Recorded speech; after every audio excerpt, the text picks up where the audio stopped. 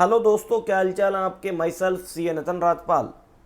आज हम इस वीडियो में सीखेंगे कि financial accounting, cost accounting and management accounting, ये जो थ्री ब्रांचेज ऑफ अकाउंटिंग है, इनके मीनिंग क्या है, इनका स्कोप क्या है, और सीएम में इंटर के अंदर जो financial accounting, cost accounting and management accounting एक सेपरेट पेपर डिजाइन है, उसके अंदर पढ़ना क्या है। दोस्तों, होता क्या है, हम पढ़ते रहते हैं, लेकिन जो बेसिक क्लियर होना चाहिए, जो हमारा एक अंडरस्टैंडिंग होनी चाहिए सब्जेक्ट मैटर को लेके, कंटेंट को लेके, आइए इस वीडियो में थोड़ा सा सीखते हैं। दोस्तों, जैसा कि दोस्तों आप कॉमर्स के अंदर स्टार्टिंग से ही अकाउंटिंग के बारे में पढ़ रहे हैं, और उसी अकाउंटिंग की जो तीन ब्रांचेज हैं उनको आज हम इस छोटी सी वीडियो में आपके साथ डिस्कस करेंगे, जिससे कि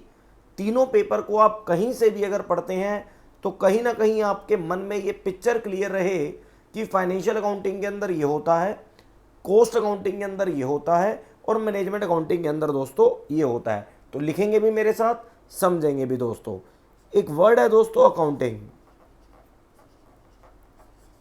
अगर मैं सिंपल अकाउंटिंग आपके साथ डिस्कस करूं और आपसे बात करूं, तो अकाउंटिंग का बेसिक एक सिंपल सा मीनिंग है, हिंदी में इसे कहते हैं लेखांकन। लेखांकन का मतलब एक अकाउंटेंट जो ईच एंड एवरी इंफॉर्मेशन को लिखेगा, उसे क्लासिफाई करेगा और प्रेजेंट करेगा, दैट इज ए रिपोर्ट्स तैयार करेगा एक सिस्टमैटिक मैनर में। कहने का मतलब क्या है, अकाउंटिंग अगर मैं आपसे कहूं, accounting it is a process of recording, classifying and summarizing of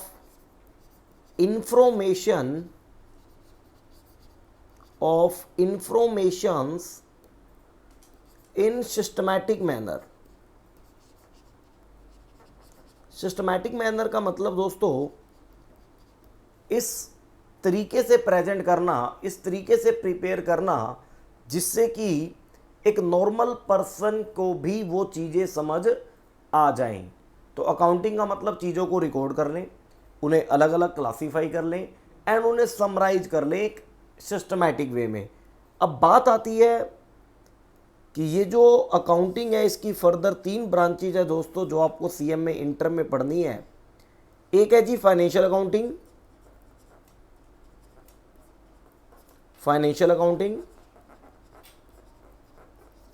एक है जी कॉस्ट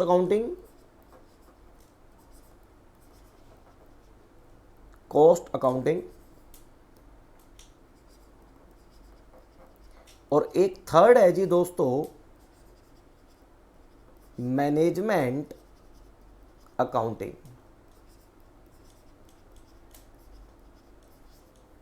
जब भी दोस्तों आप ये सब्जेक्ट पढ़ते होंगे तो अक्सर आपको बता दिया जाता है कि मैनेजमेंट अकाउंटिंग भी कॉस्टिंग है एडवांस लेवल, लेकिन ये क्या है, ज़रा हम आपसे दोस्तों बात करते हैं तीनों की। देखो, फाइनेंशियल अकाउंटिंग इंटर के ग्रुप 1 में पढ़नी है, कॉस्ट अकाउंटिंग भी इंटर के ग्रुप 1 में पढ़नी है, और मैनेजमेंट अकाउंटिंग इंटर के ग्रुप 2 में पढ़नी है दोस्तों। अब फाइनेंशियल अकाउंटिंग आप याद करें कि आप फाइनेंशियल अकाउंटिंग के अंदर journal entry, ledger, trial balance, P&L account, balance sheet बनाते थे। आप सीखते थे कि journal entry that is a recording होती है, ledger that is a classifying होता है, और P&L, ट्रायल बैलेंस और बैलेंस शीट बनाना, एक रिपोर्ट प्रिपेयर करना, दैट इज ए समराइजिंग। ये बातें आपने फाइनेंशियल अकाउंटिंग में सीखी। और एक बात और भी सीखी होगी फाइनेंशियल अकाउंटिंग के अंदर, कि जितनी भी फाइनेंशियल इंफॉर्मेशन होती हैं किसी भी बिजनेस और ऑर्गेनाइजेशन के अंदर, उन सबको फाइनेंशियल अकाउंटिंग रिकॉर्ड करती है, क्लासिफाई करती है, समराइज करती है। तो अगर मैं आपसे बात करूं दोस्तों फाइनेंशियल अकाउंटिंग के अंदर, अगर मैं आपसे बात करूं फाइनेंशियल अकाउंटिंग के अंदर, तो दोस्तों फाइनेंशियल अकाउंटिंग केवल और केवल रिकॉर्डिंग जो करती है, केवल और केवल हिसाब किताब जो रखती है, वो रखती है दोस्तों only of all financial information, financial information. भाई जितनी भी ऑर्गेनाइजेशन और बिजनेस की फाइनेंशियल इंफॉर्मेशंस हैं, फाइनेंशियल अकाउंटिंग उन्हें रिकॉर्ड करेगी, क्लासिफाई करेगी, समराइज करेगी, और आप P&L account, balance sheet, trial balance, जो अकाउंटेंट का पूरा काम है वो ऑलरेडी +1 +2 फाउंडेशन में भी आपने देखा होगा। अब तो सर फाइनेंशियल अकाउंटिंग के अंदर sale, purchase, expenses, asset, liability, losses, profit, each and every information record होगी जो फाइनेंशियल नेचर की होगी। फाइनेंशियल का मतलब जिसे मनी टर्म में कन्वर्ट किया जा सके। अब ये जो फाइनेंशियल अकाउंटिंग है, हमने सारी फाइनेंशियल इंफॉर्मेशन को रिकॉर्ड किया। इसका जो ऑब्जेक्टिव है ना दोस्तों, इस फाइनेंशियल अकाउंटिंग का मतलब बिजनेस की एक एक ट्रांजैक्शन को रिकॉर्ड करना, एक एक फाइनेंशियल ट्रांजैक्शन को रिकॉर्ड करना। इसका जो ऑब्जेक्टिव है वो ये है कि P&L अकाउंट बना के प्रॉफिट लॉस का पता लगाना, और बैलेंस शीट बना के हमारी वर्थ का पता लगाना, एसेट और लाइबिलिटी का पता लगाना, जिसे आप कहते हैं ऑपरेटिंग पोजीशन और फाइनेंशियल पोजीशन को जज करना। वो पता लगेगा P&L अकाउंट और किससे, बैलेंस शीट से। तो बेसिकली फाइनेंशियल अकाउंटिंग हम क्यों करते हैं, एक तो होंगे operating position and financial position. भाई ऑपरेटिंग पोजीशन का मतलब आपने जो P&L अकाउंट बनाया, पूरे साल में बिजनेस ने क्या कमाया, क्या नहीं कमाया। भाई बिजनेस लॉस में तो नहीं जा रहा, बिजनेस प्रॉफिट में जा रहा है, ये पता कहां से लगेगा, ये पता लगेगा फाइनेंशियल अकाउंटिंग के द्वारा बनाए गए P&L अकाउंट से। और बैलेंस शीट, बैलेंस शीट जब आप बनाते हैं तो आपको आपकी वर्थ पता लगती है कि भैया मेरे पास 100 करोड़ की एसेट है, और उस 100 करोड़ की एसेट में मेरा अपना पैसा इतना लगा हुआ है, और आउटसाइडर से पैसा बोरो करके इतना मैंने बिजनेस में लगा रखा है। That is a financial position. हमें अपने बिजनेस की पता लगती है दोस्तों। ये सब कुछ फाइनेंशियल अकाउंटिंग से पता लगा। इसके बाद ये जो आप फाइनेंशियल अकाउंटिंग करते हैं दोस्तों, ये हमेशा पास्ट इंफॉर्मेशन की होती है। पास्ट का मतलब पिछले साल में आपने कितनी सेल करी, कितनी परचेज करी, कितना खर्चा किया, कितनी आपकी अदर इनकम है। एक अकाउंटेंट उसके बेसिस पे P&L अकाउंट और बैलेंस शीट की बात करेगा। तो जो प्रॉफिट एंड लॉस अकाउंट और जो बैलेंस शीट की बात मैं कर रहा हूं, वो हमेशा बनाई जाती है ऑन द बेसिस ऑफ क्या, पास्ट इंफॉर्मेशन। तो फाइनेंशियल अकाउंटिंग पास्ट इंफॉर्मेशन के बेसिस पे होती है। और उसके बाद हम ये फाइनेंशियल अकाउंटिंग क्यों करते हैं, भाई फाइनेंशियल अकाउंटिंग इसलिए की जाती है क्योंकि इनकम टैक्स वाले जो होते हैं ना, वो हमसे P&L और बैलेंस शीट मांगते हैं। वो टैक्स ऑडिट की कोई रिक्वायरमेंट होती है इनकम टैक्स में, या कंपनी लॉ में, या कंपनी एक्ट में, या और बहुत सारे स्टेक होल्डर हैं। बैंक लोन पास करने के लिए हमारे financial P&L account, balance sheet की डिमांड करता है। तो बेसिकली जो ये फाइनेंशियल अकाउंटिंग के अंदर हम P&L account, balance sheet and other reports prepare करते हैं, उसका मेन ऑब्जेक्टिव होता है जिन यूजर्स को आपको प्रेजेंट करनी है वो सारे के सारे यूजर्स एक्सटर्नल होते हैं दोस्तों। तो फाइनेंशियल अकाउंटिंग की अगर मैं बात करूं कि फाइनेंशियल अकाउंटिंग के जो यूजर्स हैं, जो स्टेक होल्डर्स हैं, वो जर्नली क्या होते हैं, एक्सटर्नल होते हैं।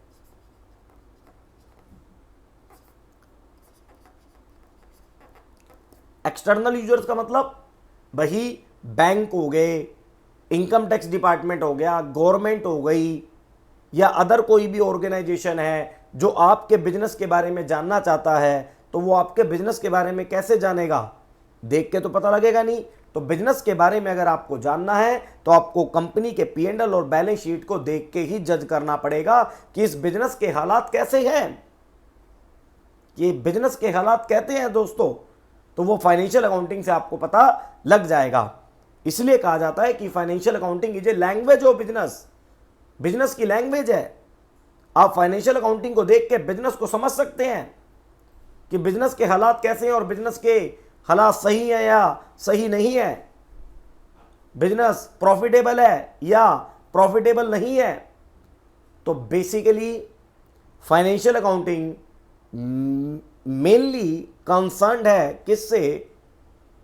प्रॉफिट एंड लॉस और फाइनेंशियल पोजीशन से। इसके बाद बात आती है जी कॉस्ट अकाउंटिंग की। तो जब फाइनेंशियल अकाउंटिंग हमने ऑलरेडी पढ़ ली, जिसके अंदर सारी फाइनेंशियल इंफॉर्मेशन रिकॉर्ड की जाती हैं, P&L अकाउंट और बैलेंस शीट बनाया जाता है, तो ये कॉस्ट अकाउंटिंग की जरूरत कहां से पड़ी? ये कॉस्ट अकाउंटिंग कॉन्सेप्ट कहां से आया, ये हमें सीखना पड़ेगा। अब क्या होता था, फाइनेंशियल अकाउंटिंग के अंदर सारी फाइनेंशियल इंफॉर्मेशन तो लिख दी जाती थी,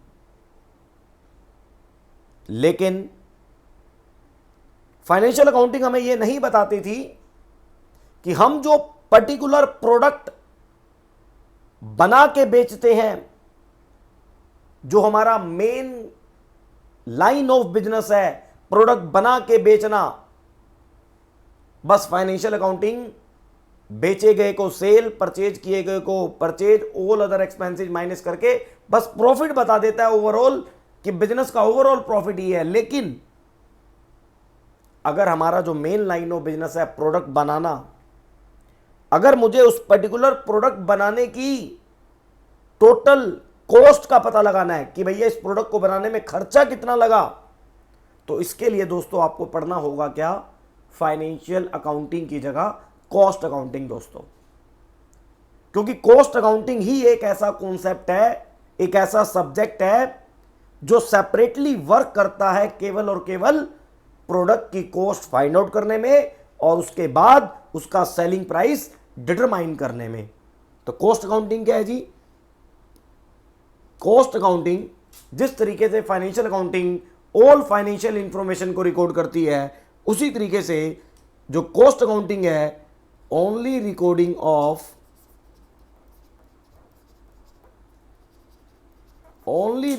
ऑफ कॉस्ट इंफॉर्मेशन। और कॉस्ट इंफॉर्मेशन का मतलब किसी भी प्रोडक्ट को बनाने में लगने वाली कॉस्ट। जिस तरीके से फाइनेंशियल अकाउंटिंग का ऑब्जेक्टिव होता है ट्रू इनकम और फाइनेंशियल पोजीशन का पता लगाना, उसी तरीके से दोस्तों कॉस्ट अकाउंटिंग का ऑब्जेक्टिव होता है किसी भी मैन्युफैक्चरिंग सेक्टर या सर्विस सेक्टर में प्रोवाइड की जाने वाली सर्विसेज और बनने वाले प्रोडक्ट की कॉस्ट का डिटर्मिनेशन करना। Determination of cost and selling price. भाई कॉस्ट अगर किसी प्रोडक्ट को बनाने में पता लगेगी तभी तो आप उसको मार्केट में कितने का बेचेंगे ये पता लगा पाएंगे। लेकिन फाइनेंशियल अकाउंटिंग तो ओवरऑल बेसिस पे सबको बस रिकॉर्ड कर लेती है, इतनी सेल हुई, इतना खर्चा हुआ, इतनी परचेज हुई, ओवरऑल प्रॉफिट इतना। लेकिन अगर आप किसी पर्टिकुलर प्रोडक्ट की कॉस्ट जानना चाहते हैं तो आपको कॉस्ट अकाउंटिंग के पास आना पड़ेगा। इसके बाद इस कॉस्ट अकाउंटिंग के अंदर पास्ट प्लस फ्यूचर दोनों तरह की इंफॉर्मेशन की रिकॉर्डिंग होती है। जैसे कि आने वाले समय में हम 50,000 यूनिट बनाएंगे, तो इस तरीके से वहां पर पास्ट और फ्यूचर दोनों इंफॉर्मेशन की रिकॉर्डिंग की जाएगी। अब ये जो कॉस्ट अकाउंटिंग होती है इसके एक्सटर्नल प्लस इंटरनल दोनों यूजर्स होते हैं। एक्सटर्नल का मतलब जैसे cost record, cost audit report, cost audit cost accountant के पास है, तो ऐसी इंफॉर्मेशन कुछ गवर्नमेंट अथॉरिटीज मांगती हैं। Ministry of corporate affairs law के अंदर जो भी प्रोविजन है कॉस्ट ऑडिट के, तो वो गवर्नमेंट की रिक्वायरमेंट पूरा करने के लिए आपको देने पड़ते हैं। तो that is A external sources, external user. और इंटरनल भी प्रोडक्शन मैनेजर, मैनेजमेंट ये जानना चाहती है कि किसी प्रोडक्ट को बनाने के लिए हमारी कितनी कॉस्ट आई, जिससे हम cost control and cost reduce की फर्दर बात कर सके। तो फाइनेंशियल अकाउंटिंग ओवरऑल सारी फाइनेंशियल इंफॉर्मेशन को रिकॉर्ड करती है, जिसका मेन पर्पज है P&L and balance sheet, operating position, financial position. Cost accounting basically record करती है सारी की सारी कॉस्ट इंफॉर्मेशन ओनली, जो बस इसी पर्पज के लिए बनी है कि किसी भी प्रोडक्ट को बनाने में टोटल कॉस्ट और उसका सेलिंग प्राइस कैसे डिटरमाइन होगा, इसकी बात करेगी कॉस्ट अकाउंटिंग। अब आती है मैनेजमेंट अकाउंटिंग। सर ये जो मैनेजमेंट अकाउंटिंग है, इसका काम रिकॉर्डिंग का नहीं है, इसका काम रिकॉर्डिंग का नहीं है। मैनेजमेंट अकाउंटिंग का काम रिकॉर्डिंग का नहीं है। लेकिन ये मैनेजमेंट अकाउंटिंग क्या है? देखो, फाइनेंशियल अकाउंटिंग ने पूरी फाइनेंशियल इंफॉर्मेशन जो पास्ट में होती जा रही है उसकी रिकॉर्डिंग होती जा रही है, P&L बैलेंस शीट बनते जा रहे हैं कि हमारा ये रिजल्ट है। कॉस्ट अकाउंटिंग हमें प्रोड्यूस्ड प्रोडक्ट की कॉस्ट और फ्यूचर में बनने वाले प्रोडक्ट की कॉस्ट के बारे में बता देती है कि भैया इतना खर्चा, इतनी कॉस्ट आपकी लगेगी। लेकिन जरा सोचो, बिजनेस में क्या होगा, बिजनेस के अंदर सेल कैसे इंक्रीज होगी, बिजनेस के अंदर प्रोडक्ट किस प्लेस या एरिया में बेचा जाएगा, बिजनेस के अंदर जो प्रोडक्ट है वो खुद बनाएं या बाहर से खरीदें। कहने का मतलब बिजनेस के अंदर बहुत सारे डिसीजन लिए जाते हैं, स्ट्रेटेजी बनाई जाती है बिजनेस को रन करने के लिए, बिजनेस को एक अच्छी ऊंचाइयों पे ले जाने के लिए। ये सारा काम ना फाइनेंशियल अकाउंटिंग करती, ना कॉस्ट अकाउंटिंग करती। तो इसके लिए हमारे पास तीसरी ब्रांच ही काम आएगी, जिसका नाम है क्या? Management accounting. तो मैनेजमेंट अकाउंटिंग बेसिकली क्या है? मैनेजमेंट अकाउंटिंग चीजों को एनालाइज और इंटरप्रेट करने की प्रोसेस है। तो मैनेजमेंट अकाउंटिंग क्या है? Process of analysing and interpreting of informations. अरे रिकॉर्डिंग तो कॉस्ट अकाउंटिंग, फाइनेंशियल अकाउंटिंग ने कर दी, अब हम उसकी एनालाइजिंग करेंगे। हम देखेंगे कमी कहां रह गई। भाई अगर फाइनेंशियल अकाउंटिंग में लॉस आ रहा है तो ऐसा क्या रीजन रहा, उसका पता लगाएंगे, उसे इंप्रूव करने के लिए एक स्ट्रेटेजी बनाएंगे, इंप्लीमेंट करेंगे, जिससे कि आने वाले समय में हम प्रॉफिट में आ जाएं। किसी प्रोडक्ट के बारे में कॉस्ट अगर हमें लगी, ज्यादा लग रही है, तो पता लगाएंगे रीजन क्या है। तो ये सारा काम फाइनेंशियल अकाउंटिंग और कॉस्ट अकाउंटिंग की इंफॉर्मेशन को एनालाइज करना और इंटरप्रेट करना ही मैनेजमेंट अकाउंटिंग है। आप एक चैप्टर पढ़ते थे रेशियो एनालिसिस। रेशियो एनालिसिस में आप रेशियो निकालते थे, gross profit ratio, gross profit divide by sale. तो रेशियो बेसिकली क्या है? Ratio is the relationship in between two or more financial information. तो मैनेजमेंट अकाउंटिंग रेशियो एनालिसिस निकाल के एनालाइज करेगी कि ग्रोस प्रॉफिट सेल के कंपैरिजन में कितने परसेंट है और प्रीवियस ईयर से ये इंक्रीज हुआ है या डिक्रीज हुआ है। ये सारा काम मैनेजमेंट अकाउंटिंग का है। Process of analysing and interpreting of information. Sir ji, financial accounting का मेन काम, मेन ऑब्जेक्टिव ऑपरेटिंग पोजीशन और फाइनेंशियल पोजीशन की बात करना। कॉस्ट अकाउंटिंग का मेन काम डिटर्मिनेशन ऑफ कॉस्ट और सेलिंग प्राइस की बात करना। लेकिन मैनेजमेंट अकाउंटिंग का मेन काम, मैनेजमेंट अकाउंटिंग का मेन काम only decision making, decision making.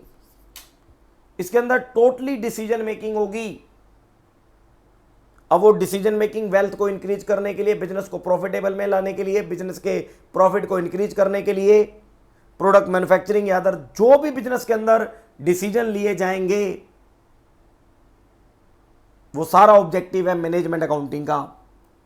और जिस तरीके से फाइनेंशियल अकाउंटिंग के अंदर केवल पास्ट को कंसीडर किया जाता है, कॉस्ट के अंदर पास्ट फ्यूचर दोनों को, मैनेजमेंट अकाउंटिंग केवल और केवल फ्यूचर की बात करती है।